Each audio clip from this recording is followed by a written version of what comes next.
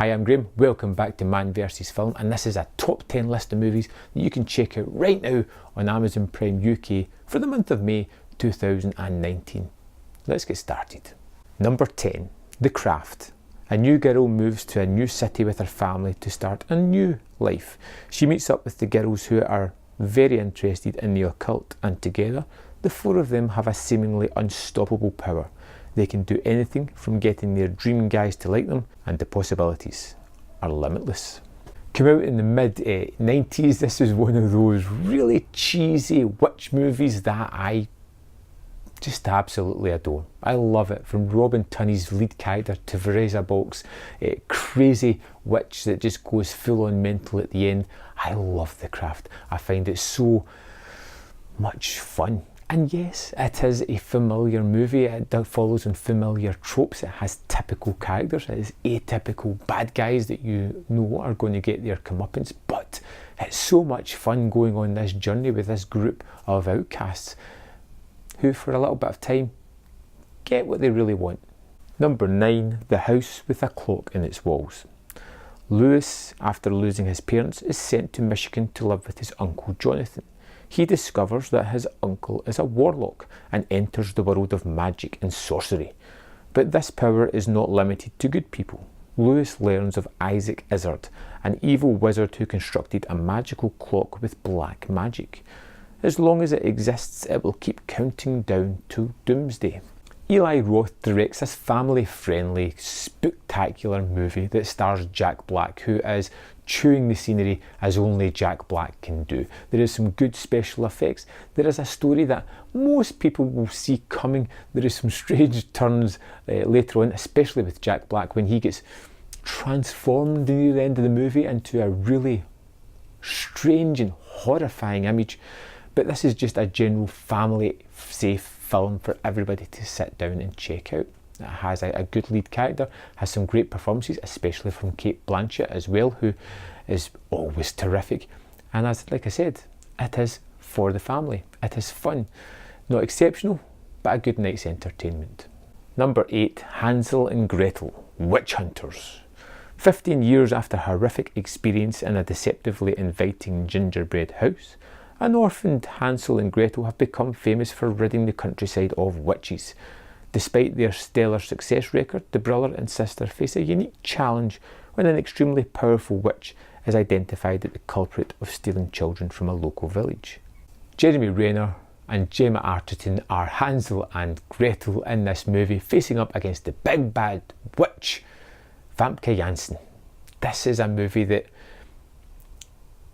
is strange. It's strange because it's based on a children's folk tale, a fairy tale, a horrific tale meant to teach children about the dangers of wandering off or listening to strangers, talking to strangers. But it has been twisted and turned into a gory masterpiece. It's filled with action. It's the type of movie that looks like it's been filmed on sets. Those strange, weird vistas and the strange houses, the way they are built, the backdrops are all just uncanny valley. They don't feel real. We're perpetrated with these larger-than-life characters. We have these moments of horrific blood and guts as people are decimated.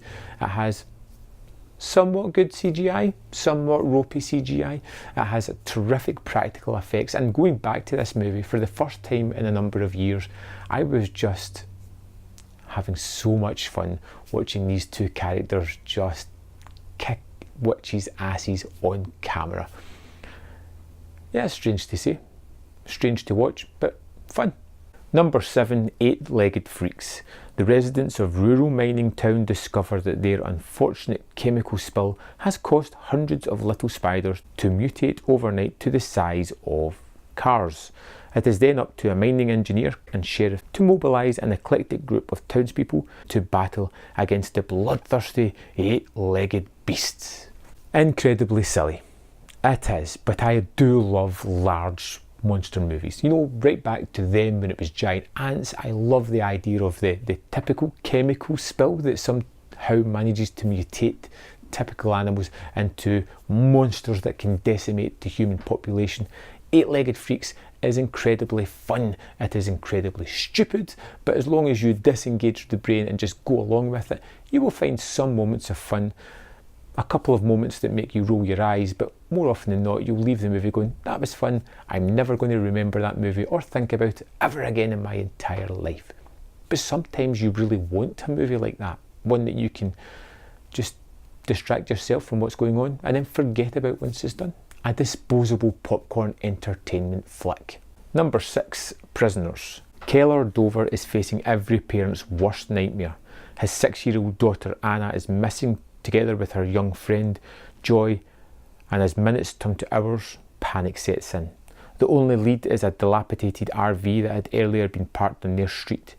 As the police pursue multiple leads and pressure mounts, knowing his child's life is at stake, the frantic Dover decides he has no choice but to take matters into his own hands. Directed by Denis Villeneuve, starring Hugh Jackman and Jake Gyllenhaal, this is one of those movies that will just affect you completely. It will have you torn to ribbons. You will be for the main characters, against the main characters, wanting to know what happened to these kids, wanting to know the truth about this. It is a terrifically well shot movie. It looks terrific and it has two fantastic A-list stars giving fantastic, amazing performances in the leads. This is a movie that I cannot rate highly enough. I don't want to tell you too much more about the plot. I feel that's enough for you to go into it, but there is some harrowing moments in this movie. There is moments that turn the good guy into the bad guy, back into the good guy, that just has you empathising with almost everybody on screen at one point or another. This is a terrific masterpiece of a movie. Definitely worth checking out. Number 5, Ghost Ship. After discovering a passenger ship missing since 1962 floating adrift on the Bering Sea, salvagers claim the vessel as their own. Once they begin towing the ship towards harbour, a series of bizarre occurrences happen and the group become trapped inside the ship, which they soon learn is inhabited by a demonic creature. I recently just watched Ghost Ship and I was surprised by the way I remembered it. I remembered it being awful, and it wasn't as bad as that. It's not a great movie, but it's an enjoyable ghost story, and you really have your typical movie. The haunted house is replaced by a ship. We have a horrific backstory as to what happened to all the passengers. We have our group of soon-to-be victims involving 6 or 7 salvagers and how they are driven to... I don't want to go into that because it's going to spoil a bit of the plot for you. We get some great performances here from Julian Margulies and Gabriel Byrne especially. And it's a fun little mystery horror film.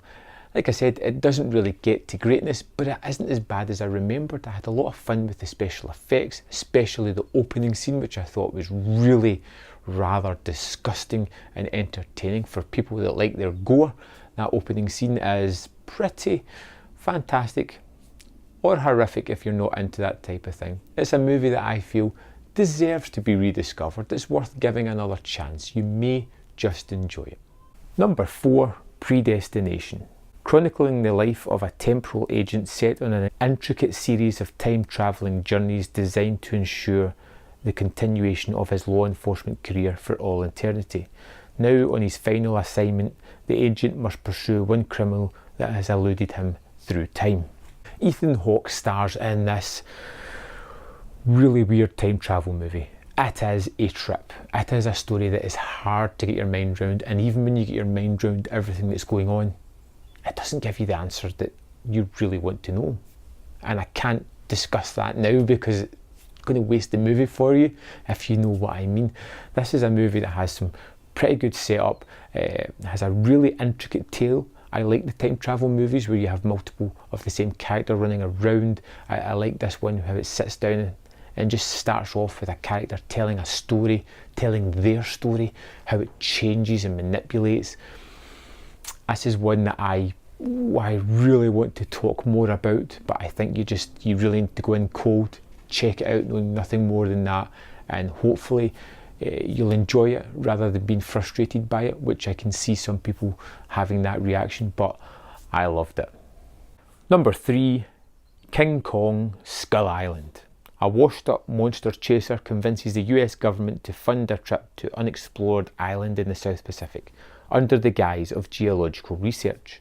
The team travel to Skull Island. Upon arrival, the group discover that their mission may be complicated by the wildlife which inhabits the island. I loved Skull Island. I thought it was a terrific addition to the King Kong franchise, something that I wasn't expecting and I just absolutely adored. You get these really stunning vista shots of the island itself, Kong in the background. It's really bright and colourful. It plays a lot with shadows as well, and you get some fantastic characters in amongst here. Tom Hiddleston is terrific as the kind of action adventurer hero, and he gets many moments to shine, including his introduction or the terrifically stunning set piece where there is green smoke everywhere. He has a gas mask and a samurai sword and is taking out these flying creatures. It's just so much fun. You get Samuel L. Jackson as the head of the army representatives with this group who are looking to take down Kong at some point. This is a terrifically fun movie. It's got some jokey elements, it's got some horrific elements, it's got great creature design and monster, it has terrific action set pieces, a stunning finale fight. It's just a great spectacle movie, a great big budget blockbuster. Number 2, John Wick 2. Bound by an inescapable blood debt to Italian crime lord D'Antonio, John Wick, the pitiless assassin who thirsts for seclusion, is forced to visit Italy to honour his promise. But soon the bogeyman will find himself dragged into an impossible task in the heart of Rome's secret criminal society, as every colour in the business dreams of cornering the legendary Wick, who is now an enormous price on his head. Well, it's almost time for John Wick 3 to enter into the cinema screens, and I just feel like recommending John Wick 2 because it is a terrific action movie. Building on the first one, it really does just break a lot of the conventions that action movies have. In the first one, it was a simple setup. You know, they killed his dog, he's going to wipe out everybody. This is a continuation of that. It doesn't have much setup. It briefly introduces characters when it has to, but it is more concerned with getting to the action. And that's where the movie really goes into its own. Its action set pieces are outstanding. They are thrilling, they are different, they are all intricate in their own way, and they're all very different, which is even better. It's a movie that just, as soon as it starts, it is breathtaking until the end, and when it finishes, you just want to watch more. I am looking forward to the conclusion of this story with chapter 3. I cannot wait. Let's go back and just catch up with chapter 2 before then. Number 1, The Old Dark House. Seeking shelter from a pounding rainstorm in a remote region of Wales, several travellers are admitted to the gloomy, foreboding mansion that belongs to an extremely strange femme family. Trying to make the best of it, the guests must deal with their host, Horace, femme, and his obsessive, malevolent sister, Rebecca. Things get worse as the brutish manservant Morgan gets drunk, runs amok, and releases the long pent-up brother Saul, a psychotic pyromaniac. James Whale directs this 1932 movie, and this was something that I just discovered last year. Fell in love with it. It is stunning to look at. It is strangely set up, and it's just a fantastic tale. Very quick, very short, but just fun to watch. If you haven't really checked anything out from this era, this is a great starting point. You get some really weird characters, you get some really intricate conversations, some really nice setups, and the director plays terrifically well with lighting. There is lots of spooky shadows and setups and characters who fade in and out of the darkness that surrounds each and every scene. We get some wonderful characters, we get some terrifically oddball characters as well. And The Old Dark House is one of those really fun movies that was almost lost to time until it was recently rediscovered with a print that was restored and brought back to life, and now you can check out this movie. It's an unusual kind of movie for my number 1 spot, but I feel it is really well worth checking out, and especially if you haven't checked out these kind of movies, these movies that are this old before, it's a great starting point. So there we have it, top 10 movies that you can watch on Amazon Prime for the month of May 2019. I hope you find something there that you really want to check out, something new, or something that you want to revisit. If there's something that I've missed out, if there is something that should have been on my list, let me know in the comment box below, and I will see you next time on Man vs Film.